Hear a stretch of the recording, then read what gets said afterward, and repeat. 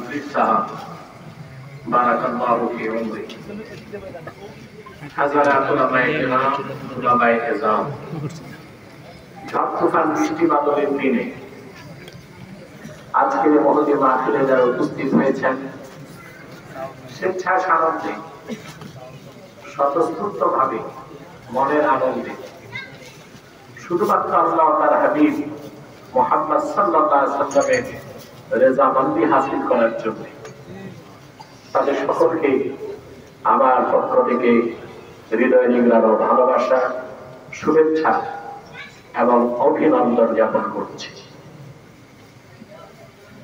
সবরকম শুকরিয়া আল্লাহ সুবহানাহু ওয়া তাআলার জন্য, যিনি আমাদেরকে এখানে আসার বসার তৌফিক মেহেরবানি করে ভিক্ষা দান করেছেন।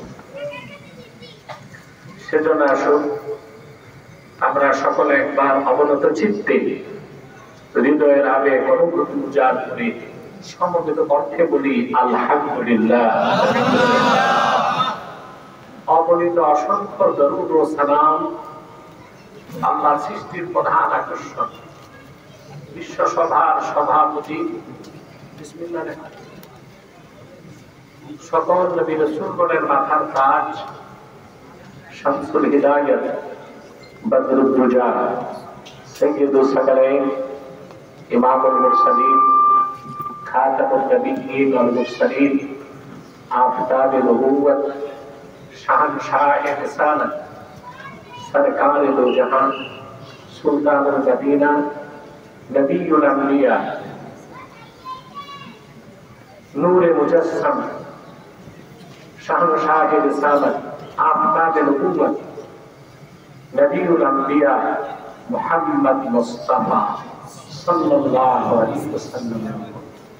আল্লাহ তাআলা যাকে আজ থেকে প্রায় ১,৫০০ বছর আগে প্রেরণ করেছেন সর্বশ্রেষ্ঠ ও সর্বশেষ নবী ও রাসূল হিসেবে, যার পরে আজ পর্যন্ত পৃথিবীর আসলে কোনো প্রকারই নবী বা রাসূল অবশ্যই আসেন, অবশ্যই অবশ্যই কিয়ামত পর্যন্ত আসবে না।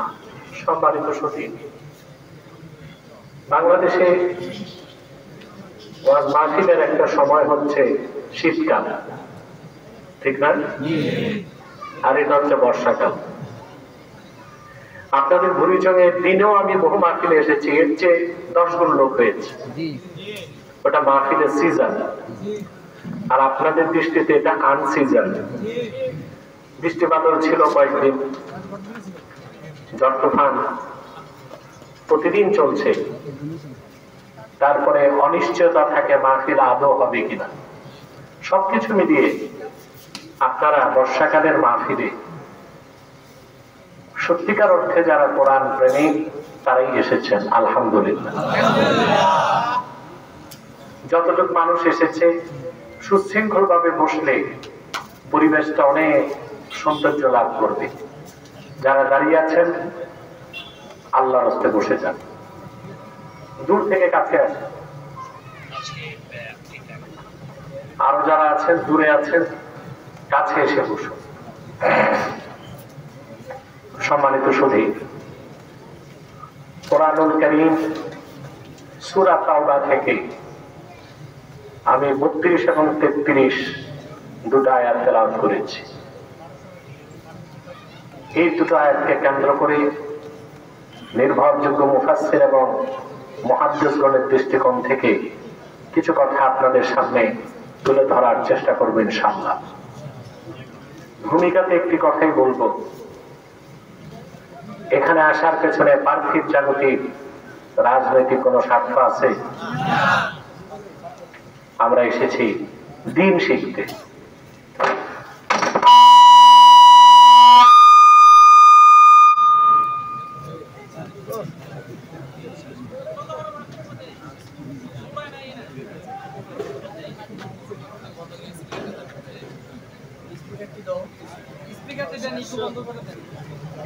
সম্মানিত সুধী,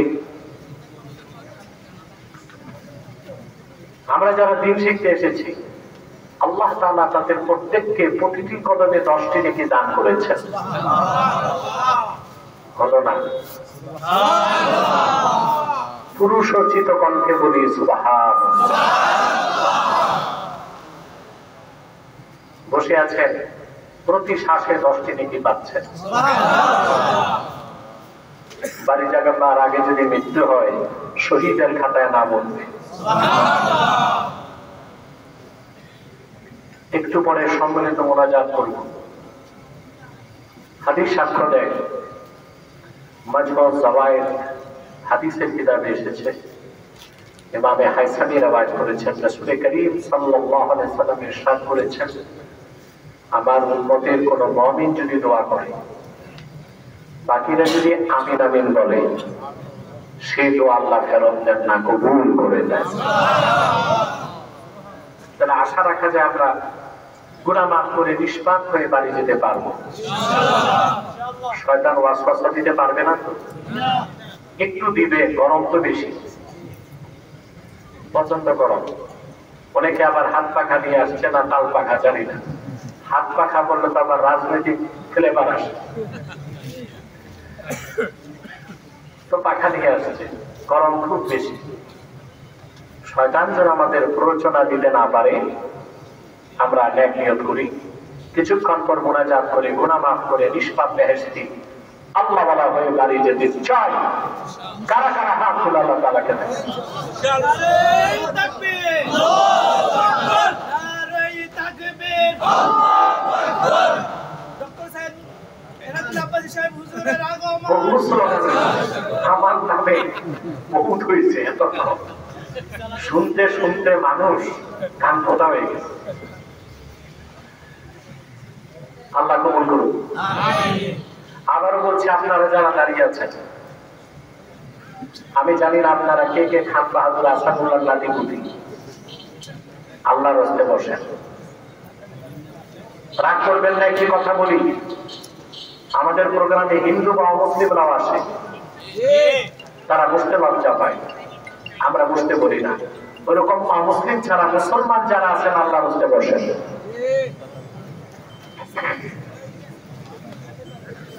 সম্মানিত সুধী,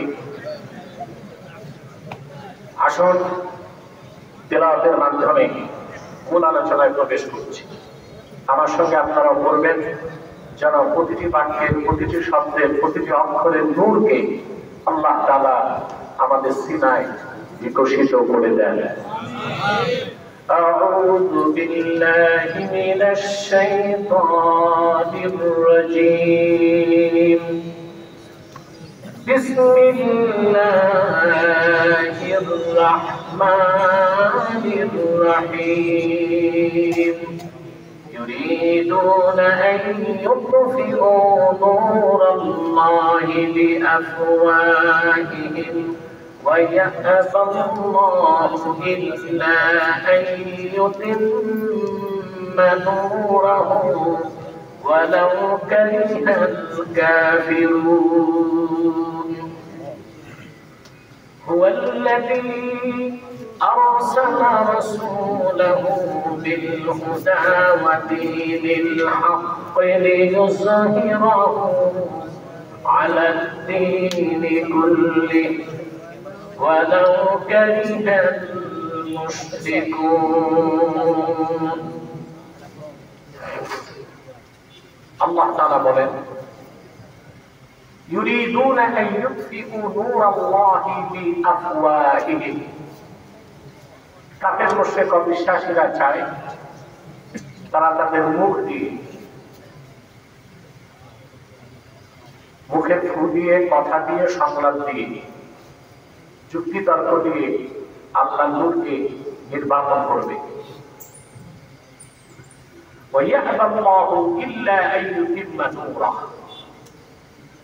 আর আল্লাহ সিদ্ধান্ত হচ্ছে, তিনি অস্বীকার করেন অন্য সকল কাজ, কিন্তু তিনি তার নূরকে পরিপূর্ণতা দান করবেন। ওয়ালাউ কারিহাল কাফিরুন, যদিও বা কাফেররা অপছন্দ করে। هو الذي أرسل رسوله بالهدى ودين الحق যিনি সেই মহান আল্লাহ যিনি আপন রাসূল মুহাম্মদ সাল্লাল্লাহু আলাইহি ওয়াসাল্লামকে প্রেরণ করেছেন মহাসত্য হেদায়েতের সাথে এবং মহাসত্য দ্বীনের সাথে লিইয়ুযহিরাহু আলা দ্বীনি কুল্লিহি যেন তিনি এই দ্বীন ইসলামকে সকল ধর্ম মতবাদের উপর বিজয়ী করতে পারেন। সুবহানাল্লাহ বলবেন না?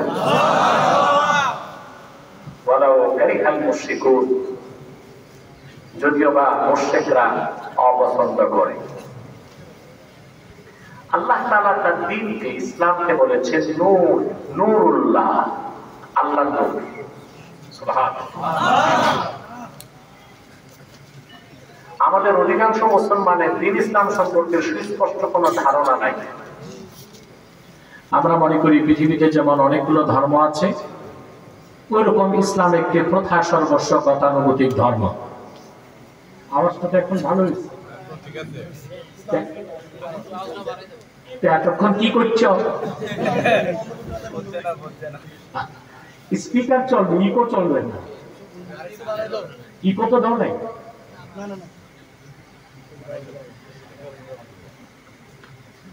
সম্মানিত সুধী, তাহলে ইসলাম গতানুগতিক প্রথা সর্বস্ব কোন ধর্ম নয়।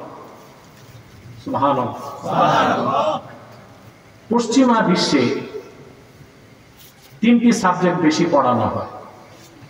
একটা হচ্ছে থিওলজি, ধর্মতত্ত্ব, আরেকটা হচ্ছে হিস্ট্রি, ইতিহাস, আরেকটা হচ্ছে পলিটিক্যাল সায়েন্স, রাষ্ট্রবিজ্ঞান।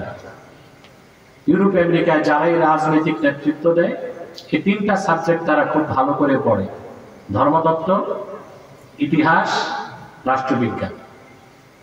অবশ্য আমাদের বাংলাদেশে রাজনীতি করতে পড়াশোনা লাগে না। মালপানি জিন্দাবাদ। যার বয়সে আছে, জুলমুস বাহিনী আছে, পিস্তল বাহিনী আছে, এই নেতা এ এমপি হবে, এ মন্ত্রী হবে। অথচ ইউরোপ আমেরিকাতে কোন ব্যবসায়ী বা শিল্পপতি রাজনীতিতে আসে না। কেন? তারা মনে করে রাজনীতি করলে, জনসেবা করতে গেলে ব্যবসায় ক্ষতি হবে।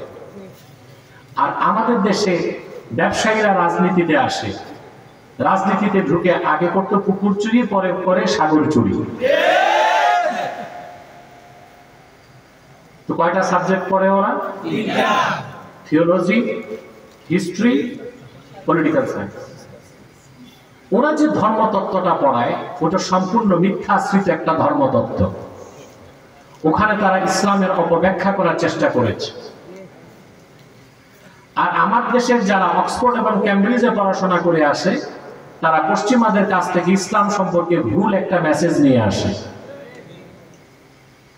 আর এটাই হচ্ছে ইমানদার সহিহ আকীদার আলেম ওলামা পীর মাশায়েখের সাথে বাংলাদেশের সকল পলিটিশিয়ানদের দ্বন্দ্বের মূল। আমরা ইসলামের মূল ধারায় বিশ্বাসী আর ওরা পশ্চিমাদের বিভ্রান্তির শিকার। তাহলে বোঝা যাচ্ছে আল্লাহ দ্বীনের পূর্ণাঙ্গ পরিচয় জানা ছাড়া দ্বীনদার হওয়ার সুযোগ নাই। দ্বীন ইসলামকে আল্লাহ রাব্বুল আলামিন অসংখ্য বিশেষণে বিশেষিত করেছেন। আমার দিকে তাকান, এটা প্রথা সর্বস্ব কোন ধর্ম। দ্বীন ইসলামকে আল্লাহ কি বলেছেন? সুবহানাল্লাহ। আল্লাহ রাব্বুল আলামিন দ্বীন ইসলাম সম্পর্কে বলেন, আল্লাহ রাব্বুল আলামিন বলেন, লা ইকরাহা ফিদ-দীন ক্বাদ তাবায়্যানার রুশদু মিনাল গায় ফামান ইয়াকফুর বিত-তাগুতি ওয়া ইউমিন বিল্লাহি ফাকাদ ইসতামসাকা বিল উরওয়াতিল উসকা। দ্বীনকে আল্লাহ বলেছেন উরওয়াতুল উসকা, শক্ত হাতল। এই হাতলকে যে চেপে ধরবে তার ফাইনাল ডেস্টিনেশন, চূড়ান্ত গন্তব্য আল্লাহর জান্নাত হবে। সুবহানাল্লাহ। এই দ্বীনের বাইরে সফলতা, কল্যাণ মুক্তির কোনো আশা করা যায় না, সম্ভব। আজকে পশ্চিমারা এই গণতন্ত্র, পশ্চিমা সভ্যতা, এগুলো দিয়ে মানুষকে মুক্তি দিতে পেরেছে? কথা বলেন। এই পৃথিবীতে জাস্টিস, ইনসাফ, ন্যায় বিচার, সুষম বন্টন, মানুষের মৌলিক অধিকার তারা নিশ্চিত করতে পেরেছে? বরং তারা কি করছে? আফ্রিকার গরিব দেশগুলোতে লুণ্ঠন করে তারা তাদের দেশকে সমৃদ্ধ করছে। মুসলমানদের টাকা ব্যবসা করে টাকাগুলো নিচ্ছে, সেই টাকা সাহায্য পাঠায় ইসরায়েলে। ইসরায়েল পশ্চিমাদের সহযোগিতায় মুসলমানদেরকে পাখির মতো গুলি করে হত্যা করছে। পশ্চিমা বিশ্ব ব্যবস্থা সম্পূর্ণ অপরিপূর্ণ, ত্রুটিপূর্ণ একটি সভ্যতা।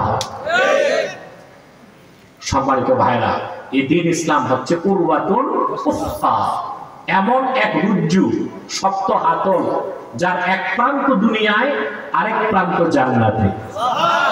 যে মজবুত ভাবে ধরলো তার গন্তব্য হবে আল্লাহর জান্নাত, আর দ্বীনের বাইরে জান্নাতে যাবার আর কোনো ব্যবস্থা নাই।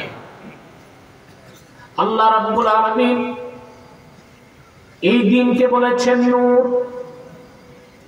কোরআন কারীমে তিনি বলেন, আল্লাহু ওয়ালিয়ুল্লাযীনা আমানু ইখরিজুহুম মিনাজ যুলুমাতি ইলান নূর। আর যারা ঈমানদার তাদের অভিভাবক হচ্ছেন আল্লাহ রাব্বুল আলামিন। আল্লাহ তাআলা তাদেরকে অন্ধকার সমূহ থেকে বের করে একটা নূরের দিকে টেনে আনেন। সেই নূর হলো দ্বীন ইসলাম। ইসলামকে আল্লাহ বলেছেন নূর। কি বলেছেন? সুবহানাল্লাহ। শুধু তাই না, ইসলামকে আল্লাহ বলেছেন দ্বীনুল্লাহ, আল্লাহর দ্বীন। সুবহানাল্লাহ। ইসলামটাই সাম্প্রদায়িকতার ঊর্ধ্বে, সাম্প্রদায়িকতার ঊর্ধ্বে। অন্যান্য ধর্মগুলো দেখেন, নাম থেকেই প্রমাণ পাওয়া যায় ধর্মটা একটা গোষ্ঠীর, একটা জাতির, একটা গোত্রের। যেমন হিন্দু ধর্ম, ধর্মের নাম কি? বোঝা যায় ধর্মটা কাদের? হিন্দুদের। খ্রিস্টান ধর্ম, খ্রিস্টানদের। নাম প্রমাণ দেয় ধর্মটা কাদের? খ্রিস্টানদের। ইহুদি ধর্ম, বৌদ্ধ ধর্ম। আল্লাহর কোরআনের ফাতিহা থেকে সূরা নাস পর্যন্ত এমন একটা বাক্য কোরআন কারীমে নাই যেখানে আল্লাহ রাব্বুল আলামিন দ্বীন ইসলামকে দ্বীনুল মুসলিমিন, মুসলমানদের ধর্ম বলেছেন। বরং দ্বীনকে তিনি কি বলেছেন শুনুন আল্লাহর ভাষায়। আল্লাহ রাব্বুল আলামিন বলেন, ইযা জাআ নাসরুল্লাহি ওয়াল ফাতহ ওয়া রাআইতান নাসা ইয়াদখুলুনা ফি দীনিল্লাহি আফওয়াজা। দ্বীন ইসলামকে আল্লাহ বলেছেন দ্বীনুল্লাহ, আল্লাহর দ্বীন, আল্লাহর ধর্ম। সুবহানাল্লাহ বলবেন না? আল্লাহ তার হাবিব মুহাম্মদ সাল্লাল্লাহু আলাইহি ওয়াসাল্লামের মাধ্যমে এই মহাসত্য হেদায়েত দ্বীন ইসলামকে পাঠিয়েছেন শুধু আরববাসীর মুক্তির জন্য না, শুধু মুসলিমদের জন্য নয়, গোটা বিশ্ব মানবতার কল্যাণের জন্য, হেদায়েতের জন্য। বলেন সুবহানাল্লাহ। তাহলে আল্লাহর জমিনে আল্লাহর দ্বীন প্রতিষ্ঠিত হবে, সেখানে সাম্প্রদায়িকতার ধোঁয়া তোলার সুযোগ আছে? আমরা আব্দুল্লাহ, এবাদুল্লাহ, জমিন হচ্ছে আব্দুল্লাহ, দ্বীন হচ্ছে দ্বীনুল্লাহ। আল্লাহর বান্দারা আল্লাহর জমিনে আল্লাহর দ্বীনের বিধানকে প্রতিষ্ঠিত করবে রাষ্ট্রীয়ভাবে। এখানে সাম্প্রদায়িকতার বিষ বাষ্প খোঁজার কোনো সুযোগ নাই। সূরা তাওবায় আল্লাহ রাব্বুল আলামিন দ্বীন ইসলামের কত বড় বিশেষণ উল্লেখ করলেন। ইসলামকে তিনি শুধু নূর বলেন নাই, নূরুল্লাহ বলেছেন, আল্লাহর নূর। আল্লাহ রাব্বুল আলামিন বলেন, ইউরিদুনা আন ইউতফিউ নূরাল্লাহি বিআফওয়াহিহিম وَيَأْبَى اللَّهُ إِلَّا أَن يُتِمَّ نُورَهُ وَلَوْ كَرِهَ الْكَافِرُونَ। কাফের, মুশরিক, বেঈমান, অবিশ্বাসী, সংশয়বাদী, বস্তুবাদী, জড়বাদী, প্রকৃতি পূজারীরা তাদের মুখের ভাষা দিয়ে, কথা দিয়ে, সংলাপ দিয়ে আল্লাহর নূরকে নির্বাপন করতে চায়। আল্লাহ অস্বীকার করেন সকল কাজ, শুধুমাত্র তিনি একটা জিনিস করবেন, সেটাই বলে দিলেন, তিনি তার নূরকে পরিপূর্ণ করবেন। ইল্লা আইয়ুতিম্মা নূরা ওয়ালাউ কারিহাল কাফিরুন, যদিও বা কাফেররা তা অপছন্দ করে করুক। এবার আসেন, এই দ্বীন ইসলামকে আল্লাহ পরিপূর্ণ করলেন ১৫০০ বছর আগে তার হাবিব মুহাম্মদ সাল্লাল্লাহু আলাইহি ওয়াসাল্লামকে প্রেরণ করে। ঠিক না ভাই? আমাদের দেশে পশ্চিমা দুনিয়া থেকে যে বুদ্ধিজীবীরা থিওলজি, ধর্মতত্ত্ব পড়ে আসে, তারা একটা কথা প্রচার করে, এদের আবার ঠাকুর হচ্ছে ফরহাদ মজহাব। বিভিন্ন টক শোতে, বক্তৃতা, বিবৃতিতে বলে থাকে ইসলাম এসেছে আব্রাহামিজম থেকে। বলেন নাউজুবিল্লাহ। এটা একটা কুফরি মতবাদ। ফরহাদ মজহাবকে আমি পাকড়াও করছি, ডিবেটে চ্যালেঞ্জ করছি। রাজি না? আমি বলছি ঢাকা বিশ্ববিদ্যালয়ের স্টাডি হলে সরাসরি উপস্থিত হয়ে আমি ডিবেট করব। সে তার 14 গোষ্ঠী বুদ্ধিজীবী নিয়ে বসুক, রাজি হয় না। অফলাইনও না, অনলাইনও না। হবে কোত্থেকে? মাথা ভরা তো পশ্চিমাদের এই অপব্যাখ্যা আর প্রাচীন গ্রিক দর্শনের তত্ত্বগুলো মুখস্থ করছে, আর কিচ্ছু নাই। ওই রকম হাজার গ্রিক দর্শনের তত্ত্ব এক পাল্লায় রেখে দিল, আল্লাহর কোরআনের একটা শব্দের ওজন হবে না।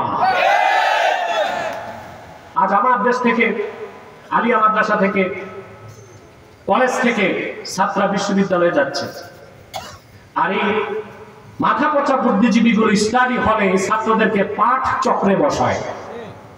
কিসে বসায়? পাঠ চক্রে বসায় গ্রিক দর্শন, পশ্চিমা সভ্যতার তত্ত্ব মুখস্থ করায় আমার সোনার ছেলে, পবিত্র হৃদয়ের মানুষগুলোকে সংশয়বাদী বানায়, প্রো-জায়নিস্ট বানায়, উদার মতবাদের ধারক বানায়, পোলারিজম, বহুত্ববাদ ঢুকায় দিচ্ছে ছাত্রদের মধ্যে। এখন তো আবার এলজিবিটি, এর চেয়ে বড় বদমাশি আছে? সমকামিতা, ট্রান্সজেন্ডার, এগুলো তারা ঢুকায় দিচ্ছে বহুত্ববাদের নামে।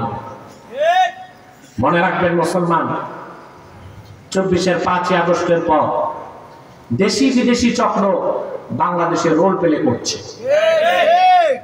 বাংলাদেশে কিরকম বাংলাদেশ করবে, বাংলাদেশ কিরকম হবে, এই সিদ্ধান্ত নেবে বাংলাদেশের মানুষ। কিন্তু আমি আগেও বলেছি, আজও বলছি, বাংলাদেশের রাজনৈতিক নিয়ন্ত্রণ বাংলাদেশিদের হাতে নাই। দেখেন এখন বৈঠক হচ্ছে লন্ডন। কোথায়? আগামীকাল। কে কে বসবে? হেড টু হেড আপনারা জানেন। তাহলে বোঝা যাচ্ছে বাংলাদেশের পলিটিক্যাল ক্রাইসিস, রাজনৈতিক সংকটের সমাধান এই দেশের লোক করবে না। 200 বছর যে ব্রিটিশ নির্যাতন, নিপীড়ন করে বিলিয়ন বিলিয়ন ডলারের সম্পদ চুরি করে নিয়ে গিয়েছে, আজকে সমাধান তাদের কাছে। এদিকে আমরা কাঙ্ক্ষিত বাংলাদেশ গড়তে পারবো? কথা বলেন। 47 আমরা স্বাধীন হই নাই, বুঝছিলাম? 71-এ না, এটা স্বাধীনতা না। 71-এ স্বাধীন হলে 24-এর 5ই আগস্ট লাগতো না। 24-এর 5ই আগস্ট কি স্বাধীন হয়েছি? জি না, হতে পারি না। বলে নতুন বন্দোবস্ত, বলে পাকিস্তান পন্থা চলবে না, আলহামদুলিল্লাহ। ভারত পন্থা চলবে না, আলহামদুলিল্লাহ। সাথে এটাও বলো পশ্চিমা পন্থাও চলবে না। বাংলাদেশ চলবে একটা পন্থায়, আল কোরআনের পন্থায়। যেদিন আপনারা এই ন্যারেটিভ হৃদয়ে লালন করবেন, প্রচার করবেন, সেই দিন বাংলাদেশের ভাগ্যাকাশে স্বাধীনতার সূর্য উদিত হবে। নতুবা ৭১-এ ৪৭-এ স্বাধীন হন নাই, ৭১-এ হন নাই, ২৪-এর ৫ই আগস্ট হন নাই, কোনদিন আপনারা স্বাধীন হতে পারবেন না, পরাধীনতার শৃঙ্খলায় আবদ্ধ থাকবেন। এই কথাগুলি ৫ আগস্টের পর যখন বলতাম, কমেন্ট সেকশনে অতি উৎসাহী হাইব্রিড বাঙালি এরা কমেন্টস লিখত, আমি রাজনীতি বুঝি না, আমি রাজনীতি শিখাই, আর আমি নাকি রাজনীতি বুঝি না। এখন বুঝে গেছে। কথা বলেন, দুই ঠাকুর বসতেছে কই?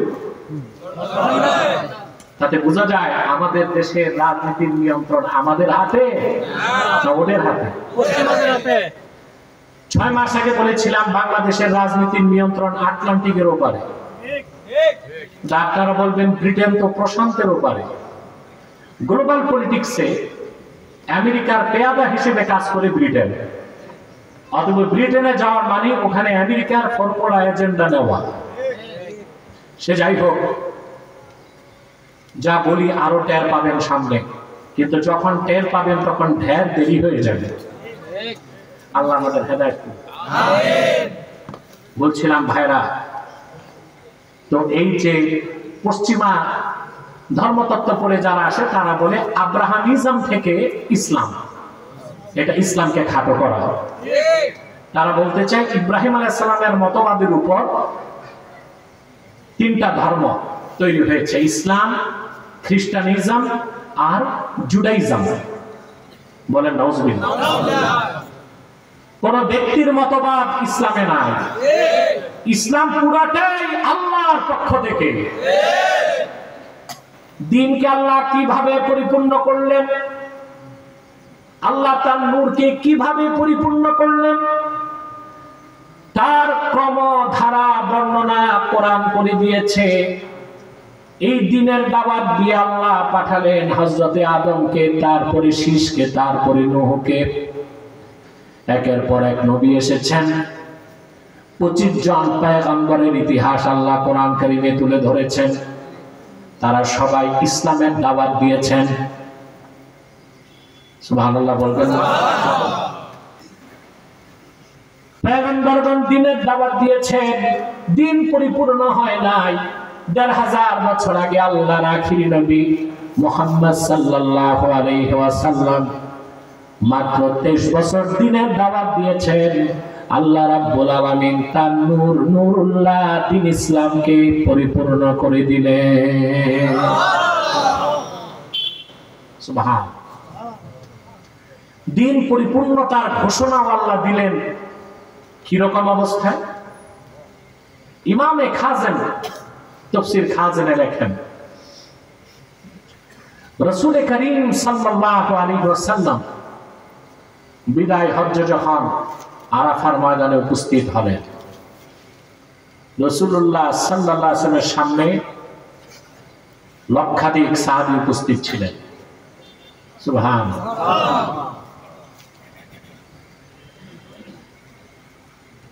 দিনটা ছিল জুমুয়ার দিন, দিনটা ছিল হজের দিন। আসর নামাজের শেষ সময়, মাগরিব নামাজের কিছু আগে আল্লাহ তাআলা জিবরিলকে পাঠিয়ে দিলেন। আল্লাহ ঘোষণা করলেন, আল-ইয়াওমা আকমালতু লাকুম দীনাকুম ওয়া আতমামতু আলাইকুম নি'মাতি ওয়া রাদিতু লাকুমুল ইসলাম দীনা। আল্লাহ তাআলা ঘোষণা করলেন, পৃথিবীর মানুষেরা লাখের উপর পয়গম্বর হাজার হাজার বছর দিনের দাওয়াত দিয়েছে, দিন পরিপূর্ণ করি নাই। মুহাম্মদ সাল্লাল্লাহু আলাইহি ওয়াসাল্লামের 23 বছরের দাওয়াত ও মেহনতের কারণে আজকে হজের দিন আরাফার ময়দানে লাখো সাহাবীর উপস্থিতিতে আমি ঘোষণা করলাম, আমি আল্লাহ দিনকে পরিপূর্ণ করে দিলাম।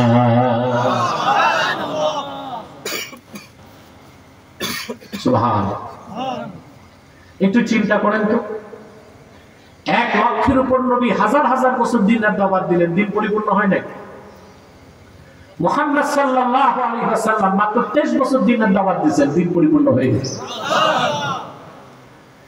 তাহলে কি এ কথা বলা যায় লক্ষাধিক পয়গম্বরের মেহনতকে এক পাল্লায় দিলেও শুধুমাত্র আল্লাহর হাবিবের 23 বছরের মেহনতের ওজন বেশি হয়ে যাবে? সুবহানাল্লাহ। আল্লাহ দ্বীনকে পরিপূর্ণ করে দিলেন। সেই দিন হচ্ছে নূরুল্লাহ, আল্লাহর নূর। বলেন সুবহানাল্লাহ। কার নূর? এই দ্বীনের পরিচয় কি? 3টা জিনিসের সমষ্টি হচ্ছে দ্বীন। কয়টা? 3টা। খেয়াল করেন, ঈমান, ইসলাম, ইহসান, 3 মিলে দ্বীন ইসলাম। সুবহানাল্লাহ। ঈমান, ইসলাম, ইহসান, 3 মিলে দ্বীন ইসলাম। হাদিসে জিবরিলের ব্যাখ্যায় আল্লামা বদরুদ্দিন আইনি উমদাতুল কারি শরহ সহিহুল বুখারীতে লেখেন, ইন্নাল ঈমান ওয়াল ইসলাম ওয়াল ইহসান ফামাজমুউ হাযিহি الثلاثه হুয়া দ্বীন। ঈমান, ইসলাম, ইহসান, 3 মিলে দ্বীন ইসলাম। এই দ্বীন ইসলামকে আল্লাহ পরিপূর্ণ করে দিয়েছেন 4000 বছর আগে তার হাবিব মুহাম্মদ সাল্লাল্লাহু আলাইহি ওয়াসাল্লামকে প্রেরণ করে।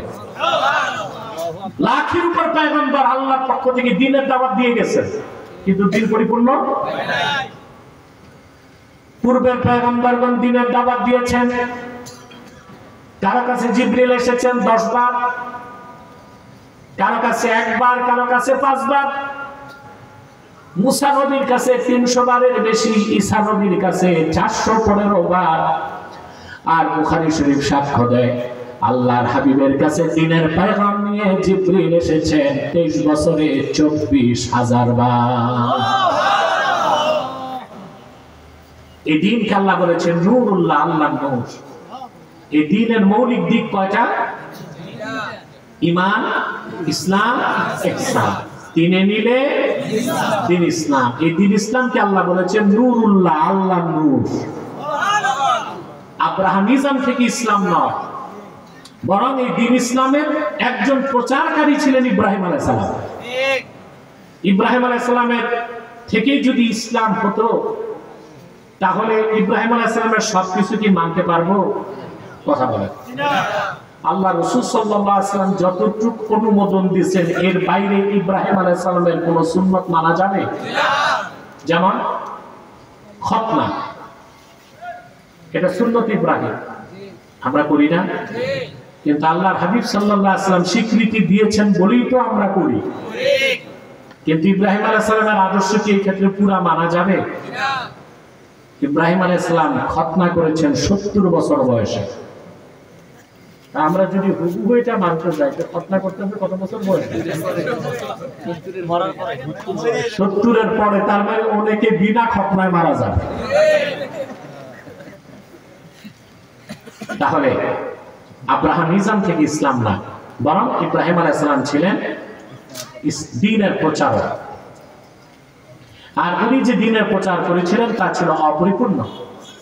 পূর্বের পয়গম্বরগণ দ্বীনের প্রচার করেছেন, দ্বীন ছিল অপরিপূর্ণ। মুহাম্মদ সাল্লাল্লাহু আলাইহি ওয়াসাল্লামের প্রেরণের মাধ্যমে 1000 বছর আগে আল্লাহ দ্বীন ইসলামকে করে দিয়েছেন পরিপূর্ণ। বলেন সুবহানাল্লাহ। এটার মৌলিক দিক কয়টা? ঈমান, ইসলাম, ইহসান। এখন আসেন ঈমানটা কি? সুবহানাল্লাহ। ঈমানটা হচ্ছে ইমাম আযম আবু হানিফা সংজ্ঞা দিয়েছেন, আম্মাল ঈমান ফাহুয়া মুজাররাদু তাসদীকি রাসূলিল্লাহ সাল্লাল্লাহু আলাইহি ওয়াসাল্লাম। শুধু আল্লাহর হাবিব মুহাম্মদ সাল্লাল্লাহু আলাইহি ওয়াসাল্লামের রিসালাতকে বিশ্বাস করার নামই ঈমান। সুবহানাল্লাহ বলবেন। সুবহানাল্লাহ। সেজন্য কেউ যদি সারা জীবন বলে আশহাদু আল্লা ইলাহা ইল্লাল্লাহ, সে মুসলমান মুমিন হতে পারবে না।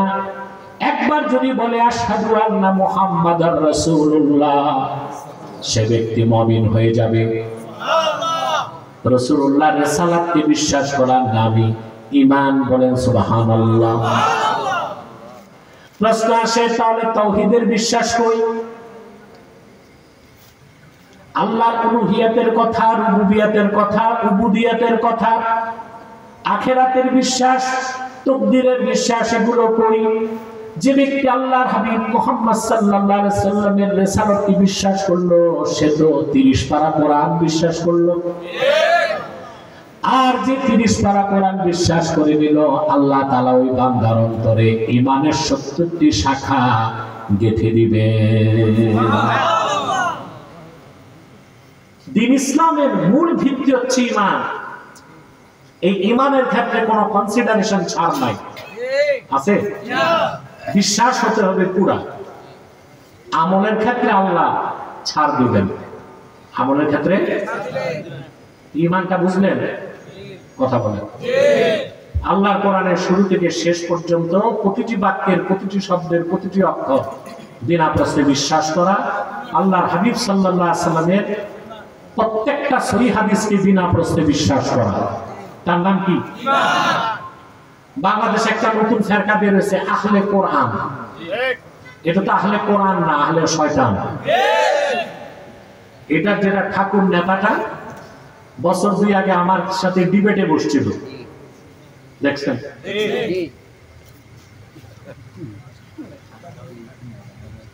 কিসের গোস্ত খাওয়াইতে চাইছে এটা বলার দরকার নাই।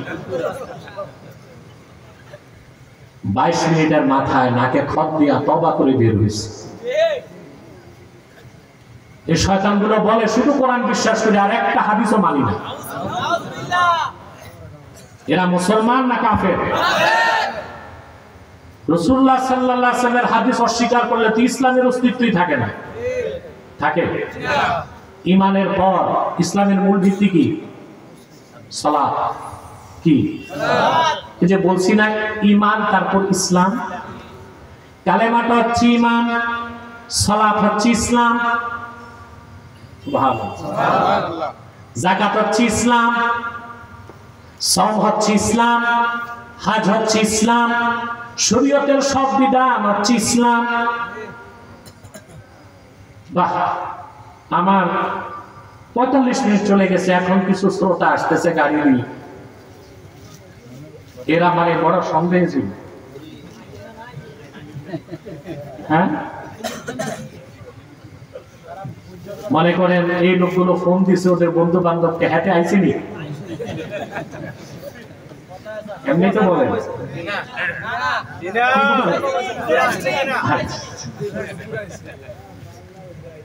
সম্মানিত সুধী, যে কথা বলছিলাম,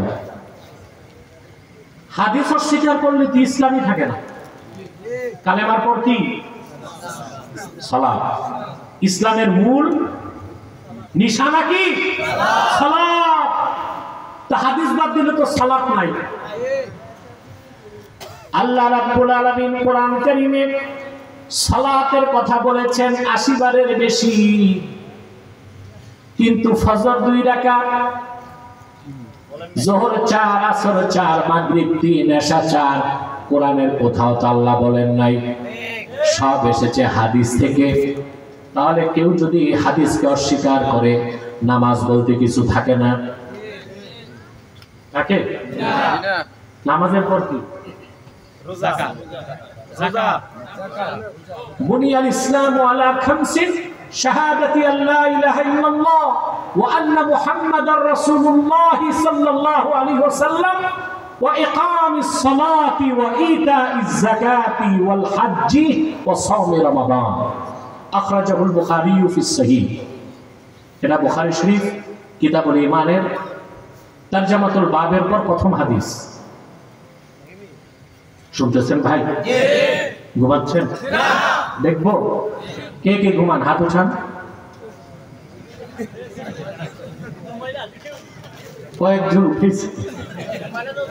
এই জন্য আমি বলি, হুজুকে বাঙালি না, না বুঝে বাঙালি। নির্বাচন আসলে দেখবেন সবার পক্ষে বলবে আসি।